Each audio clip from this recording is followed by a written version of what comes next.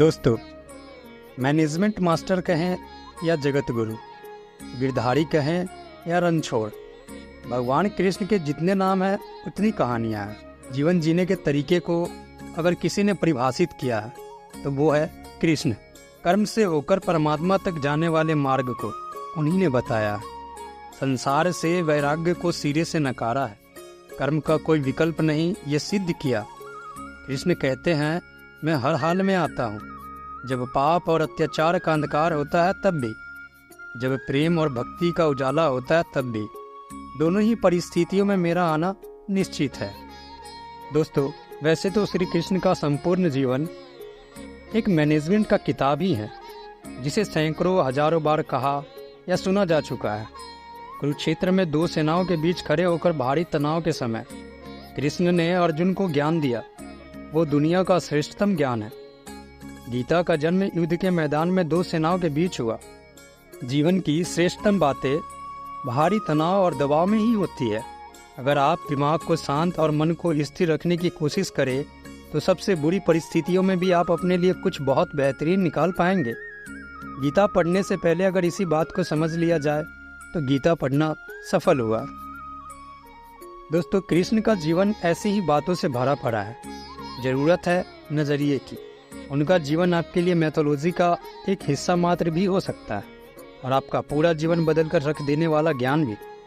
आवश्यकता है हमारी कि हम उनके जीवन से लेना क्या चाहते हैं। कृष्ण मात्र कथाओं में पढ़ा या सुना जाने वाला पात्र नहीं है, वो चरित्र और व्यवहार में उतारे जाने वाले देवता भी हैं। तो चलिए कृष्ण से सीखें कैसे जीवन को श्रेष्ठ बनाएं। 10 बातें हैं जो अगर व्यवहार में उतार ली जाए तो सफलता निश्चित मिलेगी। पहली बात है, शुरू से अंत तक जीवन संघर्ष ही है। दोस्तों, कारागृह में जन्मे कृष्ण पैदा होते ही रात में यमुना पार करके गोकुल ले जाया गया। तीसरे दिन उतना मारने आ गए। यहाँ से जो संघर्ष शुरू हुआ वो देह त्यागने से पहले द्वारका डुबोने तक रहा। कृष्ण का जीवन कहता है, आप कोई भी हो, संसार में आए हैं तो संघर्ष हमेशा रहेगा। मानव जीवन में आकर परमात्मा भी सांसारिक चुनौतियों से बच नहीं सके। कृष्ण ने कभी किसी बात की शिकायत नहीं की, हर परिस्थिति को जिया। कृष्ण कहते हैं, परिस्थितियों से भागो मत, उसके सामने डटकर खड़े हो जाओ, क्योंकि कर्म करना ही मानव जीवन का पहला कर्तव्य है। हम कर्मों से ही परिस्थितियों से जीत सकते हैं, अन्यथा नहीं। दूसरी बात है, स्वस्थ शरीर से ही विजय है। दोस्तों, कृष्ण का बचपन माखन मिश्री खाते हुए गुजरा। आज भी लोग भोग लगाते हैं, लेकिन ये संकेत कुछ और है। आहार अच्छा हो, शुद्ध हो, बल देने वाला हो। बचपन में शरीर को अच्छा आहार मिलेगा तो ही इंसान युवा होकर वीर बनेगा। शरीर को स्वस्थ रखना है तो बचपन से ध्यान देने की ज़रूरत है। ये पेरेंटिंग के दौर से गुजर रहे युवाओं के लिए बड़ा मैसेज है। अपने बच्चों को ऐसा खाना दे जो उनको बल दे, सिर्फ स्वाद के लिए ही ना खिलाए, तभी वे बड़े होकर स्वयं को और समाज को सही दिशा में ले जा पाएंगे। तीसरी बात है, पढ़ाई किताबी न हो, रचनात्मक भी हो। दोस्तों, कृष्ण ने अपनी शिक्षा मध्य प्रदेश के उज्जैन में सांदीपनी ऋषि के आश्रम में रहकर पूरी की थी। कहा जाता है 64 दिन में उन्होंने 64 कलाओं का ज्ञान हासिल कर लिया था। वैदिक के ज्ञान के अलावा उन्होंने कलाएं सीखी। शिक्षा ऐसी ही होनी चाहिए जो हमारे व्यक्तित्व का रचनात्मक विकास करे। संगीत, नृत्य, युद्ध सहित 64 कलाओं कृष्ण के व्यक्तित्व का हिस्सा है। बच्चों में कोरा ज्ञान न भरे, उनकी रचनात्मकता को नए आयाम मिले, ऐसे शिक्षा का व्यवस्था हो। चौथी बात, रिश्तों से ही जीवन है, बिना रिश्तों के कुछ नहीं।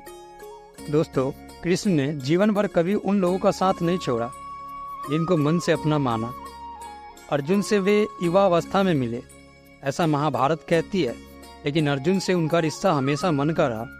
सुदामा हो या उद्धव, कृष्ण ने जिसे अपना मान लिया उसका साथ जीवन भर दिया। रिश्तों के लिए कृष्ण ने कई लड़ाइयाँ लड़ी और रिश्तों से ही कई लड़ाइयाँ जीती। उनका सीधा संदेश है, सांसारिक इंसान की सबसे बड़ी धरोहर रिश्ते ही हैं। अगर किसी के पास रिश्तों का थाती नहीं है तो वो इंसान संसार के लिए गैर जरूरी है। इसलिए अपने रिश्तों को दिल से जिए, दिमाग से नहीं।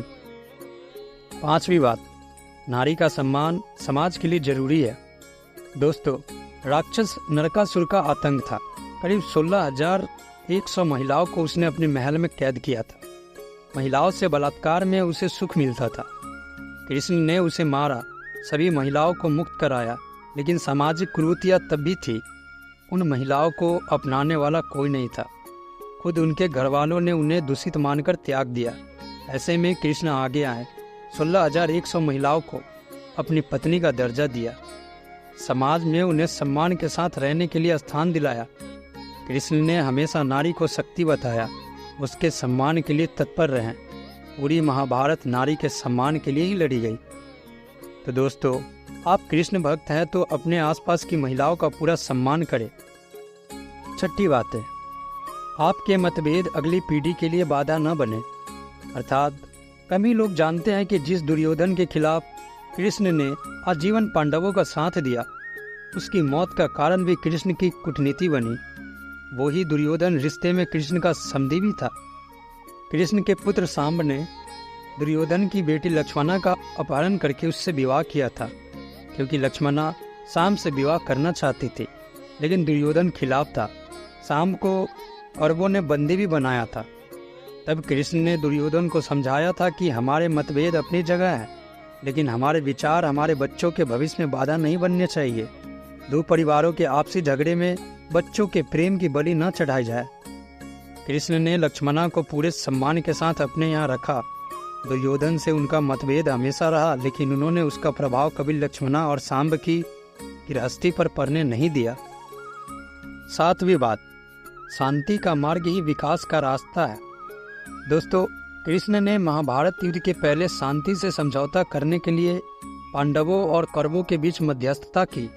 हालांकि दोनों ही पक्ष युद्ध लड़ने के लिए आतुर थे, लेकिन कृष्ण ने हमेशा चाहा कि कैसे भी युद्ध टल जाए। झगड़ों से कभी समस्याओं का समाधान नहीं होता। शांति के मार्ग पर चलकर ही हम समाज का रचनात्मक विकास कर सकते हैं। कृष्ण ने समाज की शांति से मन की शांति तक दुनिया को ये समझाया कि कोई भी परेशानी तब तक मिट नहीं सकती जब तक वहाँ शांति नहीं हो। फिर चाहे वो समाज हो या हमारा खुद का मन, शांति से ही सुख मिल सकता है, साधनों से नहीं। आठवीं बात, हमेशा दूरगामी परिणाम सोचे। दोस्तों, महाभारत में जुए की घटना के बाद पांडवों को वनवास हो गया। कृष्ण ने अर्जुन को समझाया कि यह समय भविष्य के लिए तैयारी करने का है। महादेव शिव, देवराज इंद्र और दुर्गा की तपस्या करने को कहा। कृष्ण जानते थे कि दुर्योधन को कितना भी समझाया जाए, वो पांडवों को कभी उनका राज्य नहीं लौटाएगा। अब शक्ति और सामर्थ्य की जरूरत होगी। कर्ण के कुंडल कवच पांडवों की जीत में आड़े आएंगे, ये भी वे जानते थे। उन्होंने हर चीज पर बहुत दूरगामी सोच रखी। कोई भी फैसला तत्कालिक आवेश में नहीं लिया। हर चीज के लिए आने वाली पीढ़ियों तक का सोचा। यही सोच समाज का निर्माण करती है। नौवीं बात, हर परिस्थिति में मन शांत और दिमाग स्थिर रहे। पांडवों के राजस्व यज्ञ में शिशुपाल कृष्ण को अपशब्द कहता रहा। छोटा भाई था, लेकिन मर्यादाएं तोड़ दी। पूरी सभा चकित थी, कुछ क्रोधित भी थे, लेकिन कृष्ण शांत थे, मुस्कुरा रहे थे। शांति दूत बनकर गए तो दुर्योधन ने अपमान किया। कृष्ण शांत रहे। अगर हमारा दिमाग स्थिर है, मन शांत है, तभी हम कोई सही निर्णय ले पाएंगे। आवेश में हमेशा हादसे होते हैं, ये श्री कृष्ण सिखाते हैं। विपरीत परिस्थितियों में भी कभी विचलित नहीं होने का गुण भी कृष्ण से बेहतर कोई नहीं जानता। 10वीं बातें, लीडर बने, श्रेय लेने की होड़ से बचे। दोस्तों, कृष्ण ने दुनिया भर के राजाओं को जीता था। जहाँ ऐसे राजाओं का राज था जो भ्रष्ट थे, जैसे जरासंध, लेकिन कभी किसी राजा का सिंहासन नहीं छीना। कृष्ण के पूरे जीवन में कभी ऐसा नहीं हुआ कि उन्होंने किसी राजा को मारकर उसका शासन खुद लिया हो। जरासंध को मारकर उसके बेटे को राजा बनाया, जो चरित्र का अच्छा था। सभी जगह ऐसे लोगों को बैठाया जो धर्म को जानते थे। कभी किंग नहीं बने, हमेशा किंग मेकर की भूमिका में रहे। महाभारत युद्ध में भी खुद हथियार नहीं उठाया, पूरा युद्ध कूटनीति से लड़ा। पांडवों को सलाह देते रहे, लेकिन जीतने का श्रेय भीम और अर्जुन को दिया। दोस्तों, अगर आपको ये वीडियो पसंद आई हो तो चैनल को सब्सक्राइब कर दे, वीडियो को लाइक कर दे और शेयर कर दे। धन्यवाद दोस्तों।